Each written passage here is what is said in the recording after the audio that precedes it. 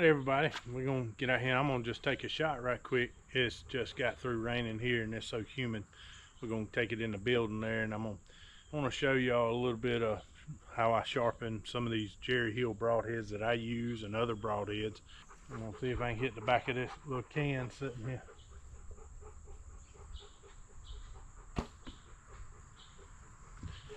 I missed that can.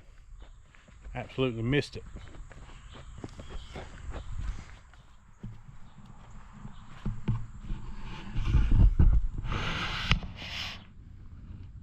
That's how much I missed it by. I'm fine with that. Alright, we got broadheads. We got, if you'll notice right here, we got 100 grain woody weights glued on the back of these, and that adds these broadheads here round about 190, 195 grains, and I have 100 grain woody weight under them. And what I'm trying to do is get the FOC up on these wood shafts. These wood arrows, the total air weight on these are around, I'll weigh them here and show you, but around 730 to 740 grains. And I've got these set up to hunt this weekend. I got one to shoot some of them eater pigs with, and if I come up on a boar hog or a bigger hog, or I got some of these for a little better penetration. But I've been working on trying to get the FOC up on these wood shafts, and I'm here to tell y'all, check your FOC on your arrows, because my arrow flight went from good to unbelievably good when I went to these woody weights and increased that FOC. The arrows just you just have less flyers. You have the air just wants to go in a straight line, and that's the whole thing we're trying to accomplish in traditional archery, is get that arrow stabilized and flying straight, so when it impacts that animal, it can apply that energy into passing through and cutting, rather than spending energy and trying to correct itself and losing energy as it impacts. But I'm gonna get over here, and I'm gonna show y'all, demonstrate how I file sharpen these broadheads. And there is other ways to sharpen, but I like to file sharpen because I can keep it in my pack and I can always keep my broadheads sharp. And these Jerry Hills are soft enough metal that they're very easy to sharpen with a file, and they get razor sharp just with a file. And now you can get a guide, some kind of sharpening guide or jig, and put them in, which I do have, but I don't use it, because once you learn to file sharpen, you kind of never want to go back. It's so much easier, so much quicker, and you can sit around a campfire at night and talk and tell stories and sit there and file sharpen your heads. And I've actually went to the TBG hunt, and that's what I done. I sat around and showed a couple guys how to file sharpen their broadheads, and got them where they would just rake the hair off their arms. So, all right, y'all, I'm gonna start off here with this is one of my wood arrows. This is a Jerry Hill saber tooth. It is about 190 grain head with 100 grain woody weight on a Douglas first shaft. There's your woody weight there, and broadhead, and the Douglas first shaft. And I enjoy making these arrows. I try to make them where they look good and fly even better. Well, let's weigh this arrow. Drop it on the scale.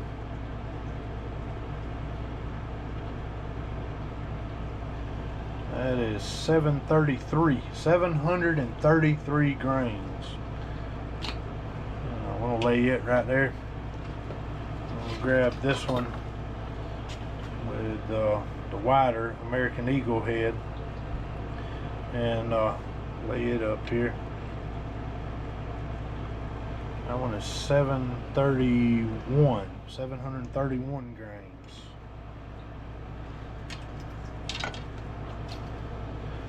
We're gonna weigh all these, see what they weigh.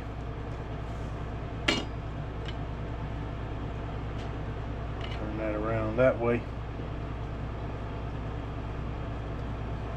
It's 735. 735. As long as I'm in that 730 to 740 range, I'm fine. Let's see what this one here weighs. This will be the last one we weigh. 741 on that one. That was a little heavier. And in these wood shafts, you're gonna have a little variance in the weight of these shafts. All right, y'all. I got a lot of y'all been asking me to do a video showing how I sharpen the serrations and the Jerry Hill head. I'm gonna show you the best way I have figured out to sharpen them and the quickest way. Now, I have a better way of sharpening these heads that I might show y'all one day, that I put it in a jig and it gets them absolutely razor sharp, but it is very time consuming. I'm going to show you today how I can get them hunting sharp, I mean hair popping sharp with just a file, and how to sharpen these serrations as well. But first thing you do is you need a good file, and I got this one. This is by Jerry Hill. It's just a diamond file. There's a 400 grit side right there and a 600 grit side, and everything about sharpening these Jerry Hills and any other double bevel blade or single bevel. I've sharpened a lot of the kudos and a bunch of the single bevels as well. As you've got to learn how to hold an angle and maintain that angle all the way through the sharpening process, and then flip that head over and take that burr off. You do it on the 400 side, and then you'll do the same process with the 600 side. And I'll go through that just briefly here, kind of show you. And I'm going to just work on the serrations here, and we're going to take the 400 side right here, and we're going to lay that diamond stone down right there, and I can feel, and I've done it enough, I can feel that edge, and I'm just lightly going over these serrations, just working the tip. And what I'm trying to do is create a bevel on the other side, or a burr, not a bevel but a burr. And once you get, it doesn't take a lot, because the Jerry Hills are not super hard metal, and what you do, you run your finger over here, and sometimes you can use your nail. Need to work on that a little more. You want to build up a pretty pronounced burr on that back side. So I'll increase just a little bit more pressure and start trying to make that burr form on that other side.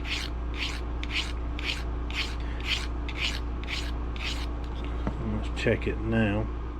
Oh yeah, that's it right there. So now we've got a burr on that back side that you can feel with your finger. You see right there, my fingernail is catching that burr on each one of these serrations. There's even more at the back right there. I'll work on the front, make that burr a little thicker toward the front. You want it to be fairly even. Alright, we're going to flip that blade around, do the same thing here.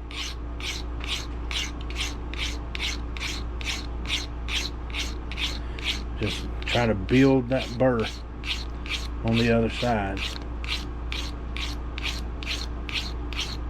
Putting a lot more pressure on this side to kind of speed up. Oh yeah, that's real good. So both sides now, alright, both sides now have a burr. So what I'm going to do now is, we built that burr over here on this side. We're going to take the 400 side, and we're going to take this burr right here, and I'm not going to drag it back this way. I'm actually going to line it up, and very lightly, just the weight of the stone, about 3 to 4 strokes, and then I want to feel. And that burr is completely gone, except for right there. It's gone here, but still right there. So I need to hit that. Yep, that took that off. Yep, it's totally gone. So we're going to flip it around and do that again.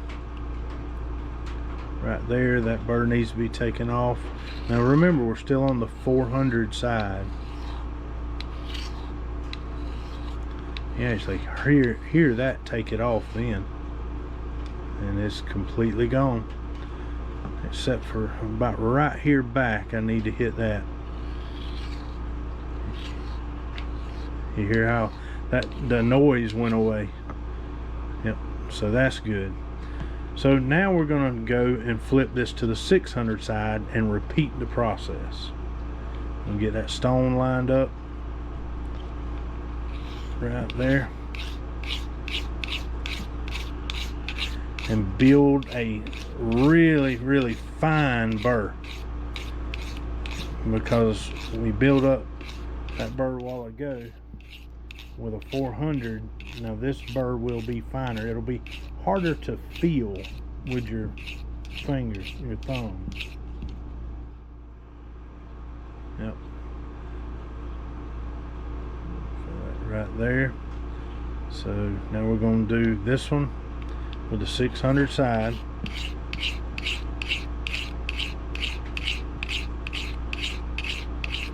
And the good thing about these Jerry heels is it's very easy to sharpen them. I have some of your harder metals it takes a lot more time to build that burr. On a Jerry heel, it is pretty effortless. You can do it in just a second. See there, that burr's already there. So we're going to rotate it around, stay on the 600 side, and we're not going to pull it back this way. We're going to just let the weight of that take that burr off. And here you hear how the sound went away, and all that burr is gone, and it is sharp. And we're going to rotate it around. Now we're going to see my fingers catching on that side. We're going to do the same thing. Find that, just the weight of the stone.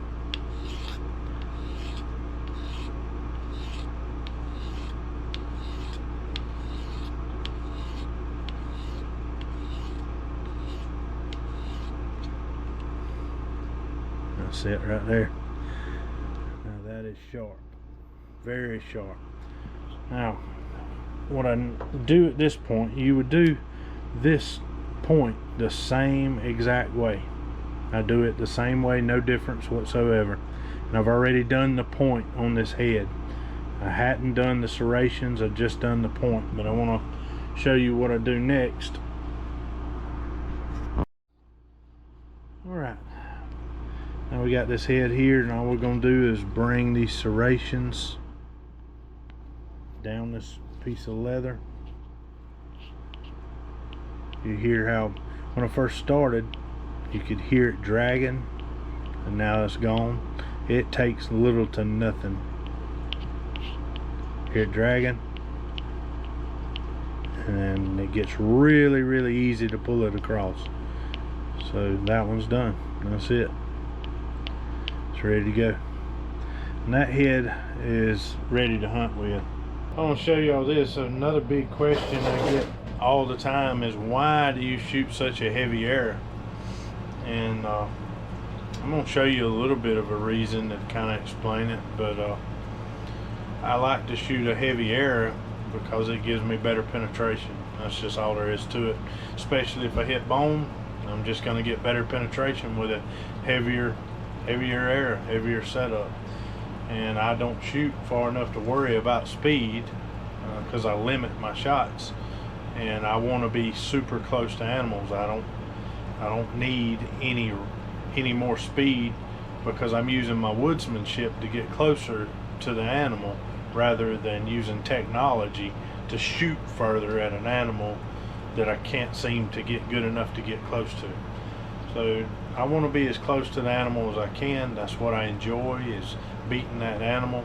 And I want an arrow that I can get all the way through that animal, through that chest cavity and an exit wound. And I shoot a low poundage, slow, traditional longbow. Doesn't have a bunch of energy, don't have cams and wheels and cables and all that to help me get that arrow through there. I have to rely on just the arrow setup, and there's not a lot of energy in the bow. I'm going to show you all this right here. I got 2 arrows, and move this out of the way. But I'm going to weigh these 2 arrows. I want to show you just a little something here. There's my scale. Right here I have a arrow.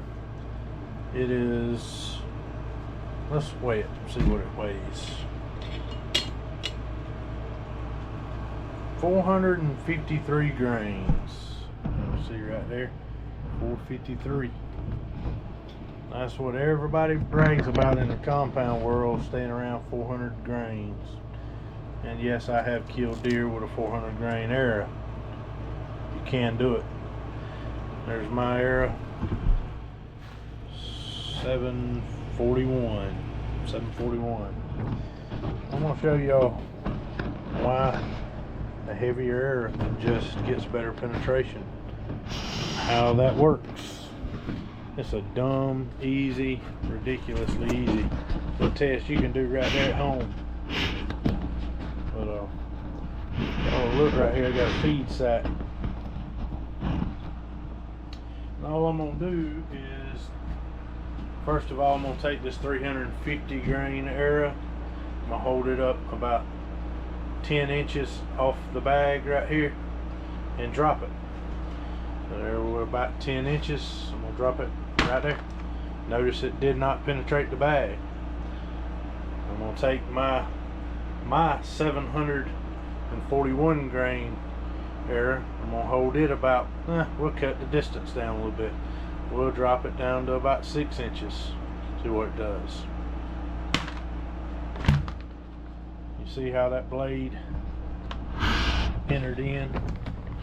If I can get, there it is right there.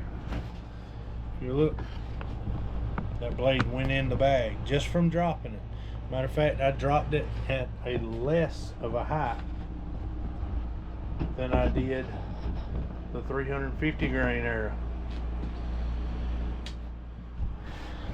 Whether you like it or not, a heavier arrow is going to out penetrate a lighter arrow. And if you shoot something hard like bone, a heavier arrow is gonna help you get through bone easier than a lighter weight arrow. Can you kill animals with a lighter arrow? Yes, you can. But if you hit bone, you're less likely to penetrate bone with a lighter arrow. If you shoot expandable broadheads, you're less likely. When you encounter bone, you're going to be less likely to be able to penetrate bone because you got moving parts. Moving parts makes for wasted energy. But it's just a dumb redneck test, but it's simple. The more weight you add, the more penetration you're going to get with a broadhead. And it's just that simple. It's not complicated, people. And I think people want to overthink this whole thing. And you have to understand, when you're shooting a compound bow, you don't need all that weight because you have a lot more efficient system delivering an arrow. So you don't have to shoot a 700 grain arrow if you're shooting a 70-pound compound. But I did learn this. I shot expandables. I could shoot any. I owned 2 bow shops, or ran 2 bow shops. I could shoot any expandable on the market, and I did. And I lost some of the biggest deer shooting a compound using expandable broadheads with a 350 to 450 grain arrow. It just won't penetrate bone. And I was the world's worst about shooting and hitting the front shoulder, hitting bone. I just could not get away from that front shoulder. And I lost a lot of good deer shooting them in the shoulder. But when I went fully instinctive or traditional archery to traditional, I shot big, wide, heavy broadheads and with heavy arrows. And I would get the broadhead, a 2-inch cut broadhead out the other side. and deer just didn't go far. And now I would hit bone and the arrow would still stay in the animal, but I would penetrate the shoulder bone deep enough that I could get to the major organs, and I would still find and recover the animal. Where I shot a bunch with a 70-pound compound with a 400 grain, 350 to 400 grain arrow with an expandable with a compound, and it would hit the shoulder and stop like you shot it in that wall over there.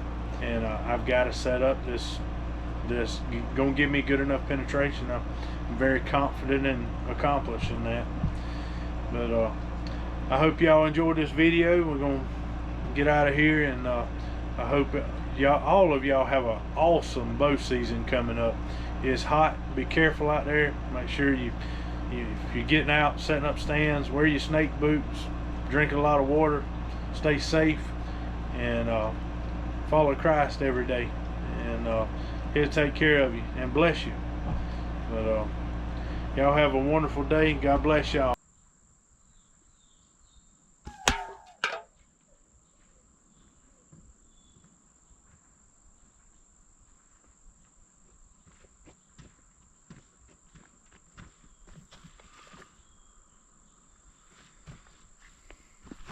Missed again.